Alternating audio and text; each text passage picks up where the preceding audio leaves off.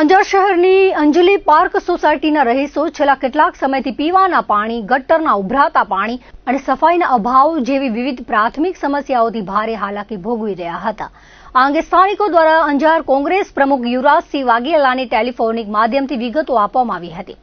રહેવાસીઓની આ હાલાકીને ધ્યાને લઈને કોંગ્રેસ પ્રમુખ સ્થાનિકોને સાથે રાખીને તાત્કાલિક અંજાર નગરપાલિકા ખાતે પહોંચ્યા હતા અને ચીફ ઓફિસર તથા સંબંધિત કર્મચારીઓ સમક્ષ સોસાયટીના પાયાના પ્રશ્નો અંગે ભારપૂર્વક રજૂઆત કરી હતી.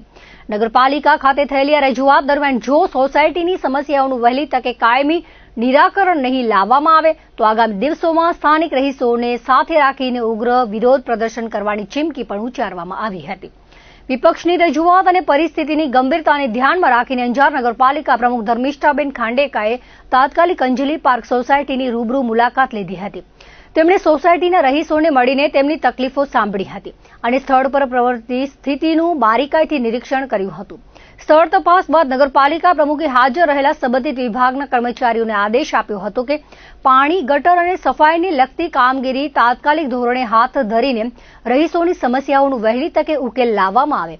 નગરપાલિકા પ્રમુખની આ ત્વરિત સ્થળ મુલાકાત અને કડક સૂચનાઓને પગલે અંજલી પાર્ક સોસાયટીના રહીશોમાં વર્ષો જૂની સમસ્યાઓમાંથી મુક્તિ મળવાની અને ઝડપી ઉકેલ આવશે તેવી આશા બંધાઈ છે.